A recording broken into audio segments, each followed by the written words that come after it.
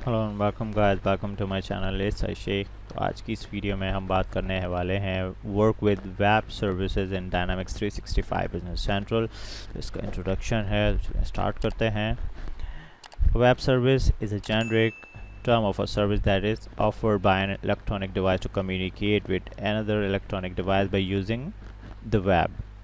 It's it uses HTTP to communicate and send machine readable file formats such as extensible markup language XML and JavaScript, object notation JSON, right. तो like web service से related यहाँ पर communication जिस तरह हम करते हैं electronic device से एक से दूसरे को, या लिंक करते हैं, या हम वेबसाइट्स के ऊपर हम देते हैं मशीन रीडेबल फाइल फॉर्मेट्स होते हैं XML और JSON के अंदर।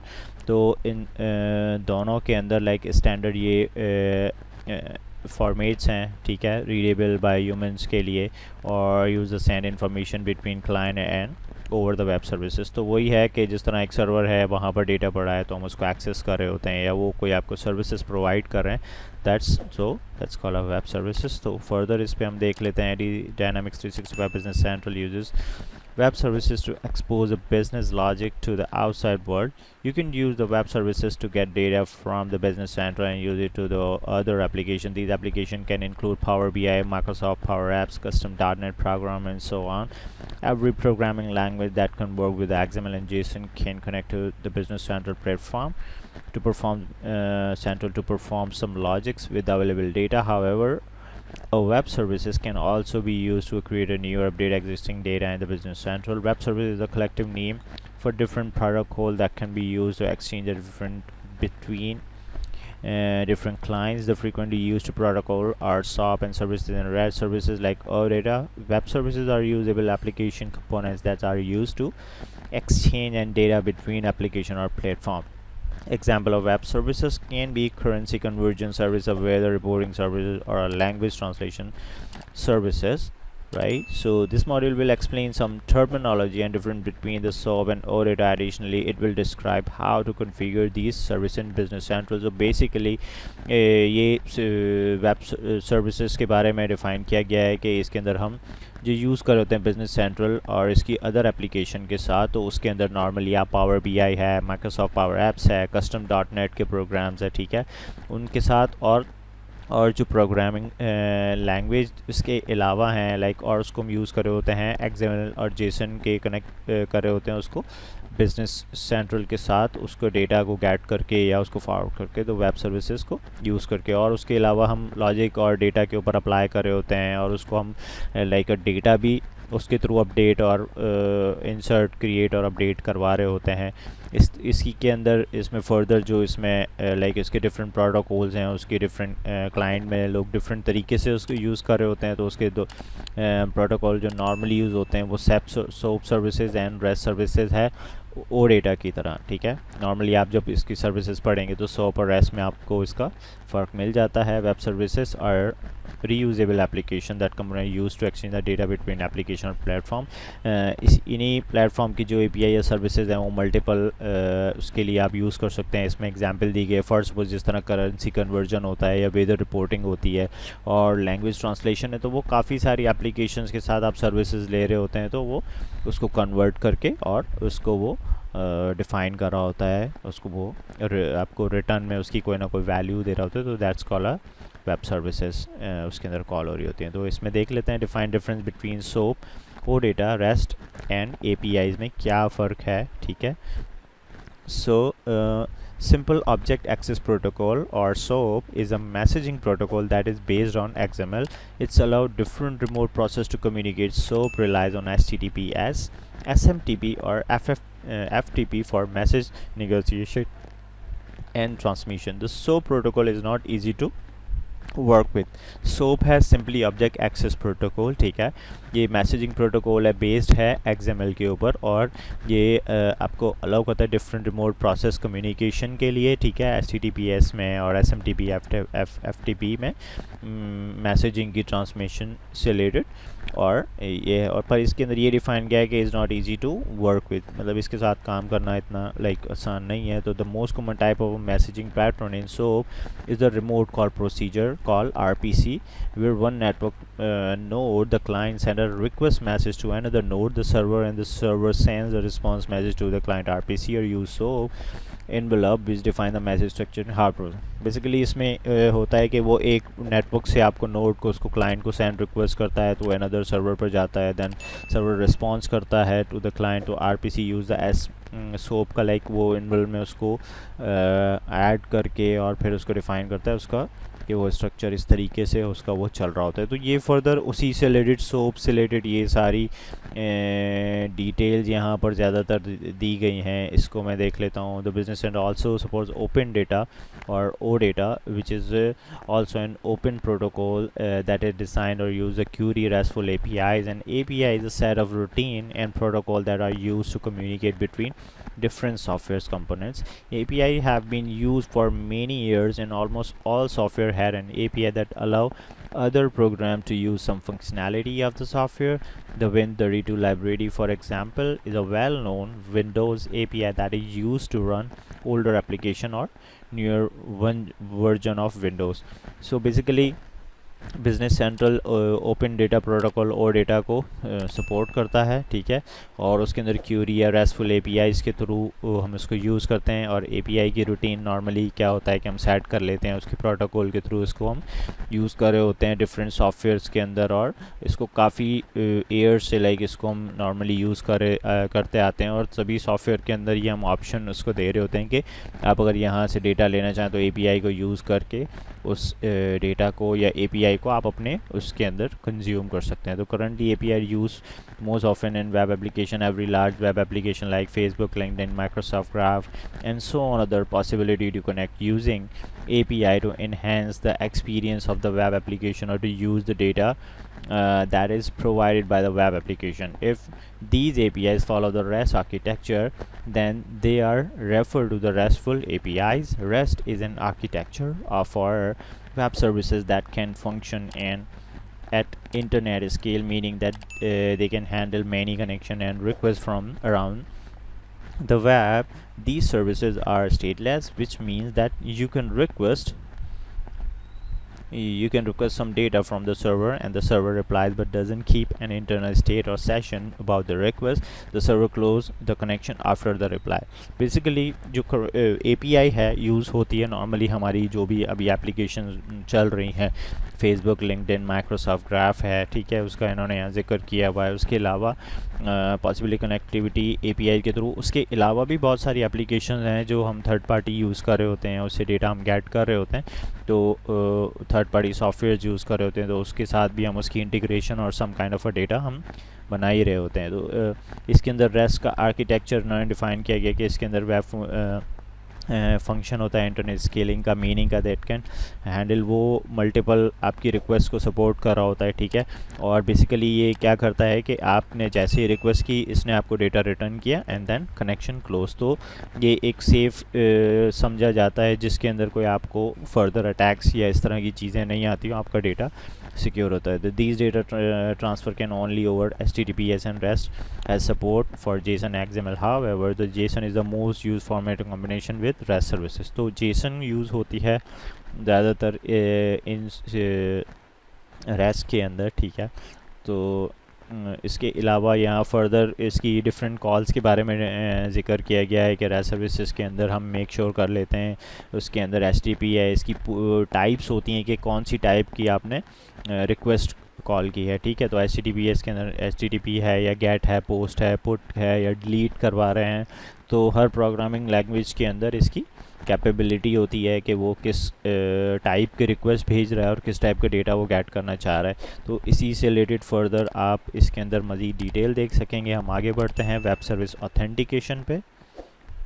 Web service authentication, when you develop an application in another application language such as C#, Python or Java, you need to provide authentication credentials to the Business Central service before you can work with the different web services. The authentication can be used for the both OData and SOAP web service in business central. जब भी आप develop करते हैं application किसी और programming में, C sharp, Python या जावा के अंदर, तो आपको ऑथेंटिकेशन क्रीडेंशियल्स चाहिए होते हैं बिजनेस सेंट्रल के साथ आपको लिंक करने के लिए, ऑथेंटिकेशन के लिए। तो उसके लिए O data and SOAP web service आप इसके अंदर आप यूज़ कर रहे होते हैं। These are two option in to authenticate in a business central, basic authentication and two authentication. With basic authentication you need to provide a username and a web service access key as the password, while for authentication 2 you need to configure a Microsoft Entra ID application. Basic authentication is not support for business centrals as since April 2022 only for the on-premises version is basic authentication is still support. तो इसके अंदर भी है कि दो types उन्होंने define किए हैं कि बेसिक ऑथेंटिकेशन है और ओथ टू ऑथेंटिकेशन है। बेसिक ऑथेंटिकेशन के साथ उसमें आपको यूज़र नेम और वेब सर्विस एक्सेस की वगैरह आपको डिफ़ाइन करनी पड़ती है।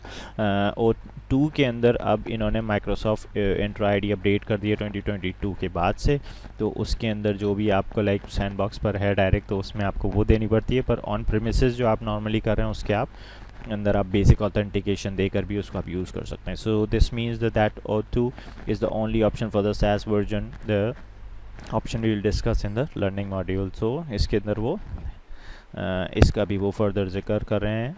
O2 is an open standard defined IETF working, ठीक है, working group. O2 supports the different authentication flows and Business Central has support for tools. So यहाँ पर दो चीज़ें authentication code flow, client credentials flow है। सो फर्दर ये इसी से रिलेटेड है कि इसके अंदर आपको माइक्रोसॉफ्ट इंट्रा आईडी यूज़ करते हैं, फिर उसके अंदर उसकी परमिशन एप्लीकेशन है। यहाँ पर उन्होंने इसका ओवरव्यू भी दिया हुआ है कि once sign you can select Microsoft Entra ID service menu, then left यहाँ पर आपको अज्यूर एक्टिव डायरेक्टरी बताई गई है, ठीक है। यहाँ पर आपने जाना है ऐप रजिस्ट्रेशन में, ऐप रजिस्ट्रेशन में जाने के बाद आपने अकाउंट सेलेक्ट करना है, ठीक है, और उसके अंदर कंपनी का नेम या सिंगल टेनर। तो यहाँ पर आप ये देख सकते हैं कि इसके अंदर जाकर आप यहाँ पर अपनी वेब और अपनी लिंक डायरेक्ट की जो UI है वो सारी चीज़ें आप यहाँ रजिस्टर करेंगे। क्लाइंट एंड सर्टिफिकेट लेंगे, इसके अंदर से न्यू क्लाइंट सर्टिफिकेट लेंगे, ठीक है। डिस्क्रिप्शन आपकी डालेंगे, एक्सपायरेशन मैक्सिमम लाइक 2 साल की ले लेंगे आप, 24 मंथ्स की, ठीक है। So this mean that 24 Mali you can create a new की। तो उसके अंदर आप इसकी कीज़ वगैरह जो भी सर्टिफिकेट्स आप बनाना चाह रहे हैं, जो आप उसको यूज़ करना चाह रहे हैं, तो वो सारी चीज़ें आ जाएंगी। Specify the API permission, select API permission from the menu, select the plus add permission button, select and you can create the list or now present you in the 2 options। तो यहाँ पर हम देख सकते हैं कि यहाँ पर आपके पास परमिशन आ जाती है, डेलीगेटेड परमिशन और application permission. Select delegated permission to create an application that sign in specific user. Once selected you can select the financials, read write all option from the list and add permission. तो यहाँ पर delegated permission है, application permission, तो delegated select की हुई है, financial select किया हुआ है, इसके साथ आपको सारा उसका एक्सेस मिल रहा होता है, ठीक है। फर्दर यहाँ पर उन्होंने working O2 you need to some value to the setup authentication, now it's time to gather all the values। तो यहाँ क्लाइंट आईडी है, उसका और एप्लीकेशन की क्लाइंट आईडी कोड है, सीक्रेट आपको देना पड़ेगा, ठीक है। ऑथेंटिकेशन 2 का एंड पॉइंट है। तो ये वो सारी चीज़ें हैं जो इसकी कनेक्टिविटी के लिए आपको रिक्वायर्ड होंगी ऑथेंटिकेशन 2 के लिए, ठीक है। Enable access to O data web services, ये देख लेते हैं। with OData web services you can access data from the business central in other application using REST, ठीक है। तो अब आपको क्या है कि अब आपके पास ये है कि आपकी जो बिजनेस सेंट्रल का डेटा है वो आप किसी और उसके अंदर यूज़ कर सकते हैं REST के through.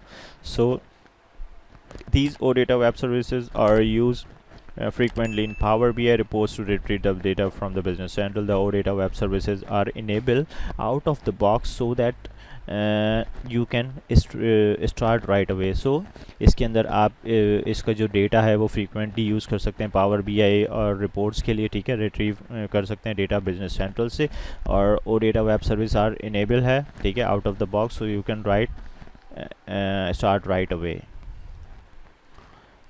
So to get a list of all available OData web services or to create a new web services, search for a web service in the search box. Select the search icon upper the right corner, enable the search services, tell me what do you want to search box. So web services in the display list you can see, आप यहाँ देख सकते हैं कि यहाँ web services आपने search करना है, उसमें जाके वेब सर्विसेज आ जाने के बाद जब आप उसको सेलेक्ट करेंगे तो यहाँ पर आपको वो पूरे के पूरी जितनी भी उसके अंदर लिस्ट है, पेजेस है या क्यूरी जो भी आपके पास यहाँ पर है उसको आप इस तरीके से सेलेक्ट कर सकते हैं। इसको आप फर्दर रीड आउट कर सकते हैं कि किस तरीके से हम जाकर हमारी जो भी हम वेब सर्विसेज यूज़ करना चाह रहे हैं, जो इसको हम यूज़ करें तो वो किस तरीके से उसका लिंक आ रहा है। The link has been generated always for the some follow the same structure. Link आपका कुछ इस तरीके से जनरेट होगा, like API, business central, dynamics, video version, tenant की जो आपकी अपनी आईडी होती है वो होगी, OData v4, और यहाँ पे लाइक सर्विसेज आ रहा है। इसी तरह सैंडबॉक्स के इन्वायरमेंट के लिए भी यहाँ पे इस तरीके से जो टेनेंट आईडी आपके सैंडबॉक्स है और उसके लिए इन्वायरमेंट है। तो इस तरह यहाँ आप इस इमेज में देख सकते हैं कि कैसे यहाँ पर डिफ़ाइन किया हुआ है। ठीक है, तो हम नेक्स्ट पढ़ते हैं आगे। Work with different OData return documents,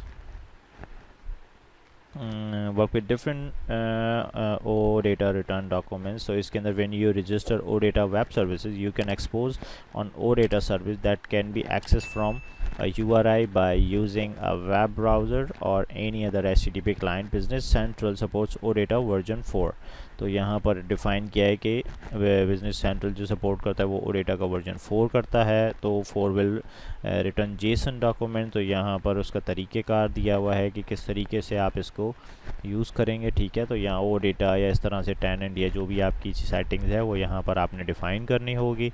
ठीक है, service meta data EDMX document. So यहाँ पर एंटिटी डेटा मॉडल है EDM का, तो उससे related data be used by the application are built on the entity framework. EDMX is an XML based file format, the packaging format from the service metadata for data service. तो इसके अंदर जो document से related है वो business central feed name is are map to EDMX property names by replacing the spaces with underscore, or primary key field in a table are automatically defined as properties in the same service metadata document even if they are not exposed on a page as a control. So यहाँ पर उसमें define किया है कि business central field names है वो map हुए हुए हैं EDMX से प्रॉपर्टी के नेम से, और वो रिप्लेस हो जाते हैं लाइक स्पेस अंडरस्कोर से। और यहाँ पर लाइक आप इस सर्विस को इस तरीके से वेब पेज और क्यूरी वेब सर्विसेज बना के और इसको आप इस तरह यूज़ कर सकते हैं। And EDM document hold information about the different data types in the OData web services. You can find use the primary key and the length of the field and if they are mandatory. तो इसके अंदर है और इसके अंदर आप इसको find करते हैं प्राइमरी की से, ठीक है, और उसकी जो लेंथ ऑफ द फील्ड है उसके हिसाब से जो भी है, और एंड वो मैंडेटरी है तो वो उसके हिसाब से आपको वो फॉरवर्ड करना पड़ेगा। ठीक है, अच्छा, request record with OData. To request record with OData, you need to know the structure of the different OData services and the field that is returned. The information can be found in the EDM document. So वही इसमें भी है कि आपको structure के बारे में पता होना चाहिए कि फील्ड है वो क्या रिटर्न लाइक आपके पास डेटा होगा तो इन्फॉर्मेशन आपको इस डॉक्यूमेंट के अंदर से इन द EDM डॉक्यूमेंट में मिलेगी। ठीक हो गया। When requesting record, you must have always provide the company before you can request the specific service. The following example, the URI and the company. Normally वही चीज़ यहाँ डिफ़ाइन की है कि फर्स्ट सपोज के इस तरीके से आप यूज़ कर रहे हैं सैंडबॉक्स और OData, तो आगे अगर आप कोई कंपनी वाइज की स्पेसिफिक यूज़ कर रहे हैं तो आप वो यहाँ डिफ़ाइन कर सकते हैं, और उसके बाद आगे आप अपना कस्टमर्स दे सकते हैं। और आप इसी के अंदर यहाँ पर देख सकते हैं कि इसके अंदर कस्टमर का कोड भी दिया गया है, जिससे आप स्पेसिफिकली जो आईडी नंबर है या उसका कोड है तो उसकी बेसिस पे आप इस एग्जैक्टली इसी रिकॉर्ड को गेट करके ले लेंगे। ठीक है, work with OData query option, इसके अंदर क्यूरी ऑप्शन मिलेंगे हमें। ठीक है, so filter expression in the OData URI limit to the result that are return, filter the result on a specific field, sort the result and so on. तो इसके अंदर वो है कि OData के अंदर क्यूरी के ऑप्शन आपको मिल जाते हैं कि किस तरीके से आपने क्यूरी करनी है। Select a subset of a fields, ठीक है। सेलेक्ट कैसे करना है, फॉर सपोज आइटम का टेबल है आपके पास, ठीक है। स्टार्टिंग के अंदर वही सारी चीज़ें होंगी जिस तरह हमने देखी। आगे क्या है, सेलेक्ट दिया है और यहाँ पे कॉलम्स के नेम ले लिए कॉमा कॉमा करके, ठीक है। इसके अंदर फर्दर भी चीज़ें आपको मिलेंगी। ऑर्डर द रिजल्ट सेट, तो ऑर्डर बाय किस तरह से अप्लाई होगा, वो इसी तरह है जिस तरह ये फील्ड आ गई, उसके बाद यहाँ पर एंड दिया हुआ है और फिर ऑर्डर बाय इन्होंने दिया हुआ है और यूनिट प्राइस को एज अ डिसेंडिंग करके दिखाया हुआ है, ठीक है।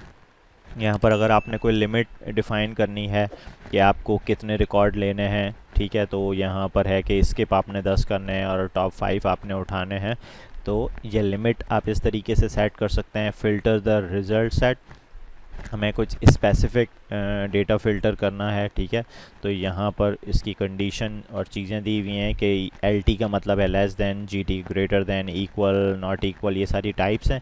तो यहाँ पर जो दिया हुआ है इन्वेंट्री, ठीक है, लेस देन हो 3000 से, एंड बेस यूनिट मेजर हो एनी, नॉट एनी का मतलब है नॉट इक्वल हो पीसेस के, तो इसका डेटा हमें फ़िल्टर करके आप दे दें, ठीक है। इसी तरह लोकेशन को दिया हुआ है तो EQ करके लोकेशन फ़िल्टर की फील्ड होगी, तो यहाँ EQ है इक्वल, नॉट इक्वल में एनी, लेस देन और इक्वल में LE। सो ये सारी चीज़ें जिस तरह हम यूज़ करते हैं इसी तरीके से। और इसी तरह कस्टमर नंबर मल्टीपल यूज़ करने हैं तो इनकी कंडीशन लगा दी है, तो इन करके आप मल्टीपल दे सकते हैं, वरना तो आप ब्रैकेट में एक ही देंगे तो वो एक को लेकर आ जाएगा, ठीक है। और लाइंस का डेटा आपने लेना है फॉर सपोज सेल्स ऑर्डर से, तो उसी के अगेंस्ट में सेल्स ऑर्डर लाइन ला रहा है, और इसको भी फर्दर अगर आपने कोई कंडीशन या अप्लाई करनी है, फ़िल्टर नंबर इक्वल लाइन, तो इस तरीके से आप इसको फ़िल्टर कर सकते हैं। Create a new record with OData। To add a new record by using the OData, you need to publish an object that allow record creation. If you want to create a new customer records, you need to publish the customer card object as an OData web services, because the card has insert, allow and modify, allow the property set to true. You can set this object to create a new record by using the OData, but only when the object allow for insert or modification. तो इसके लिए आपको OData को use करते हुए आपको इसको publish करना पड़ेगा, एंड देन आपको रिकॉर्ड क्रिएशन के लिए अलाउ करना पड़ेगा। इसके लिए आपको न्यू कस्टमर कार्ड का रिकॉर्ड यानी उसका पब्लिश उसको करके, और उसमें आपको इंसर्ट अलाउ और मॉडिफाई अलाउ की प्रॉपर्टीज़ में यानी अलाउ देना होगा, ताकि वो उस रिकॉर्ड को इंसर्ट भी कर सके और मॉडिफाई भी कर सके, इंसर्ट अपडेट नॉर्मली, तो वो उसको इस तरीके से कर सके। तो to create a new record you need to send a post request to business central web services with the record as a JSON document in the body type.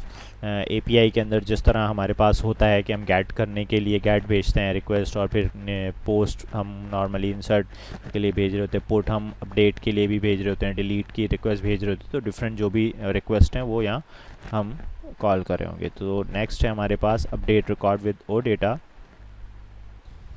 ठीक है। इसके अंदर आप देख सकते हैं कि यहाँ पर जैसे मैंने कहा कि update an existing record with OData, तो यूज़ करेंगे हम पुट की रिक्वेस्ट को, और पुट से और using the post request you need to provide the record by the JSON document, however you time to need to put specified primary key of the URL। तो हमें वही है कि जिस तरह हम अपडेट का जब भी कॉन्सेप्ट आता है तो जाहिर सी बात है हम उसमें प्राइमरी की के थ्रू दे रहे होते हैं और उसको वैल्यू दे रहे होते हैं कि जी इस स्पेसिफिक की के ऊपर जाकर आपने रिकॉर्ड को अपडेट करना है। तो इसके अंदर जो कॉन्सेप्ट है वो दिया गया है, वो गेट डेटा एंड देन इसके अंदर OData का टैग की आपको मिल जाता है, ठीक है। तो OData का टैग की जब आपको मिल रहा होता है तो आप इसको कॉपी करते हैं एज अ टोकन के बेसिस पे और इसको आप पुट करते हैं। दैट मीन्स तो ये वाली जो आपकी है, ठीक है, तो OData वैल्यूज स्ट्रिंग वैल्यू में ये आपको होता है JSON डॉक्यूमेंट के अंदर, ठीक है, और इसको स्टार्ट और end with a double quoted होता है, ठीक है, करेक्टर, और OData tag value itself contain a double quoted character in the string value, और इसके अंदर ये जो होता है एस्केप करेक्टर, और ये तकरीबन ये डेटा दिखाया हुआ है कि कहाँ से यहाँ तक इसका डेटा आपके पास बन के आ रहा होता है, और बिकम्स ये इस तरीके से बन जाता है, ठीक है। और also notice that the URL targeted one specific record the customer record with primary की 10,000। तो ये एक स्पेसिफिक रिकॉर्ड है, ठीक है, यहाँ पर आप देख सकेंगे उसका ये जो डेटा इसने नंबर दिया है 10,000 का, इसका इसने टैग दिया है, तो वो इसी रिकॉर्ड पे जाकर उसको वो अपडेट करेगा। ओके, सो यूज सोप वेब सर्विस, इसको हम देख लेते हैं। वीडियो काफ़ी लंबी हो रही है तो मैं उस पर नहीं जा रहा हूँ, मैं डायरेक्ट बस इसको थोड़ा जल्दी से अपडेट कर रहा हूँ, ठीक है। वेब सोप सर्विसेज के अंदर भी आप देख सकते हैं कि you can use access the data business central, इसको आप यूज़ कर सकते हो सोप के थ्रू, ठीक है। और form a contract between the server and the SOAP client. If your client application does not work with the wrap services then SOAP service could be more advantageous with the OData, ठीक है। तो या तो आप application अगर आपकी rest के साथ फिजिबल नहीं है देन आप उसको सोप के साथ यूज़ करके उसको आप यूज़ कर सकते हो। Microsoft has heavily invested in rest and OData certainly with online apps like Power BI, Power Apps and Power Automated. That's therefore at this point SOAP service are no longer the primary choice for the web services, but they are still available and enabled. Basically Microsoft ने heavily invested किया है REST के अंदर और OData के अंदर, so normally वो applications में use हो रही होती है। Power BI है, Power Apps है, Power Automated और भी बहुत सारी इस तरह की applications हैं जिसके अंदर हम यूज़ कर रहे होते हैं। पर एट दिस पॉइंट उन्होंने सोप को भी डिसेबल नहीं किया, उसको भी साथ साथ वो चलने दे रहे हैं और उसको अवेलेबल भी है और वो इनेबल भी है, आप वो भी यूज़ कर सकते हैं। You can find the available SOAP web services page as the OData services. You can always create a new service to get a list all available SOAP web services. To create a new web service you can enter a web service in a search box. तो आपको अगर ये create करनी है, ठीक है, तो आप इसके लिए क्या करेंगे, तो सर्च बॉक्स के अंदर सर्च के अंदर जो भी आपका लाइक आता है वहाँ पर जाके जो tell me what you want में आता है उसमें आप वेब सर्विसेज देंगे, ठीक है। लिस्ट आ जाएगी, तो लिस्ट के अंदर जाकर इस तरीके से यहाँ पर इन्होंने पूरे उसकी वर्किंग बताई हुई कि आपको किस किस तरीके से इसको जाकर बनाना पड़ेगा। तो इस तरीके से आप जाके आप इसको क्रिएट कर सकते हैं, ठीक है। इसमें भी सेम जनरेट प्रोसेस है स्ट्रक्चर का कि इसी तरीके से टेनेंट आएगा। अब यहाँ पर आप ये देख सकते हैं यहाँ पे वेब सर्विस आ गया, उसके अंदर कुछ और हमारे पास आ रहा था, यहाँ पर हमारे पास वेब सर्विस आ गया और सर्विस का नाम आ गया। इसी तरह सैंडबॉक्स के लिए आपका इसी तरीके से हम उसको यूज़ कर रहे होंगे, बस फ़र्क ये सैंडबॉक्स और सर्विसेज और उसकी जो भी नाम है वो हम पास कर रहे होंगे। रिक्वेस्ट रिकॉर्ड विद सोप, ठीक है। तो इसके अंदर भी बेसिक ऑथेंटिकेशन का जिक्र है और SaaS एप्लीकेशन ऑन प्रेमिसेस और वही वाली कंडीशन जो हम पीछे देख चुके हैं, ठीक है। इसके अलावा इसमें है कि भाई open Visual Studio, if you don't have Visual Studio install you can download the Visual Studio edition, ठीक है। और इसके अंदर जाके क्रिएट अ न्यू प्रोजेक्ट करेंगे आप, और यहाँ पर जाकर प्रोजेक्ट करने के बाद आपने कंसोल ऐप लेना है और यहाँ पर आने के बाद आप अपनी क्रिएट कर सकते हैं, ठीक है। कंसोल एप्लीकेशन के अंदर अपने सर्विस रेफरेंसेस आप यूज़ करेंगे और उसके अंदर जो भी आपकी सर्विस है उसको आप कंज्यूम या जो भी आप बनाना चाह रहे हैं उसको यूज़ करना चाह रहे हैं, ठीक है। तो वो आप अपने यूज़र पासवर्ड और जो जो डेटा है उसे अपडेट कराना है, आपको गेट करना है, उसको रीड करना है, तो वो सारे एक्शन आप यहाँ पे परफॉर्म कर रहे होंगे, ठीक है। Handle UI interaction when working with web services, okay.